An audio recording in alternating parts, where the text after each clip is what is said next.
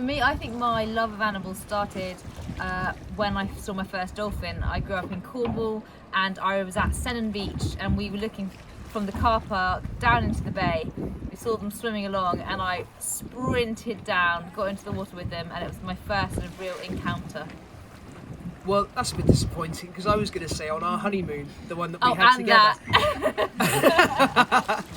we had an experience freediving with California sea lions on our honeymoon together, and we had one particular female sea lion that danced with us both underwater, dancing a ballet for it was a good hour, wasn't it? And the water was crystal clear. It was just stunning. Well, Martha, first of all, we both have to say thank you. Thank you. Well, yes, I know there is a seal. Thank you so much for all that you've done for the Trust. It's an absolutely superhuman effort, and from both of us, thank you so much. The most scared I've been, I would say probably when I got trapped in a waterfall when I was whitewater kayaking in Bhutan in the Himalayas, and I very nearly drowned and wouldn't have got to see this lovely lot again, so that was the scariest moment I've ever had. So my first visit to the Isles of Scilly was in about 2010. I've been out here on a number of sea kayaking trips, and it is, I think, my favourite place on earth. It's a big call, but I'm going to make that one right now. My first visit was actually last year, and living so close to the Isles of Scilly, growing up so close, I can't believe I'd never been before, and now I'm pretty sure we're going to be back whenever we can, and here we are a year later with a growing family and definitely planning more trips in the future. The Eastern Isles have been amazing because we've seen so many seals, but actually we're sat here at Mincarlo and we've got so many puffins flying around our heads that we actually can't believe it. So I think every time you go anywhere you see something new, really. Yeah, I tend to agree. And yesterday we went out for a wild swim, the two of us together, to the north of St Martin's, and had a grey seal, a big male grey seal, just follow behind me for the best part of half an hour, checking me out, and that is pretty special. Our most memorable wildlife sighting on Scilly.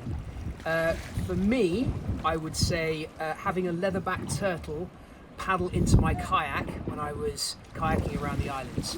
Yeah, for me I think it'd have to be swimming with seals. It was just the most amazing experience. They're so curious, and being underwater with them was really special.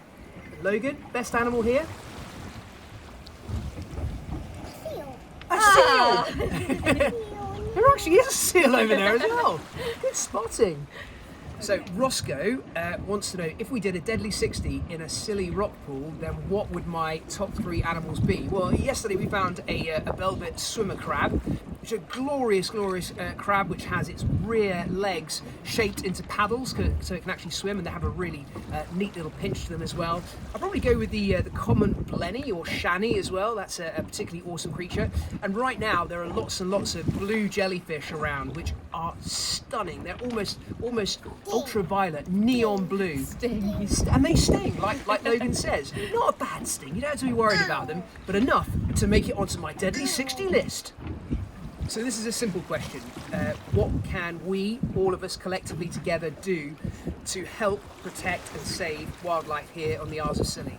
And the best thing you can do is get involved with Scilly Wildlife, become a friend of Scilly Wildlife, and just do your bit, because what could be more special, what could give you more sense of well-being than helping to protect this absolute jewel in our nation's crown?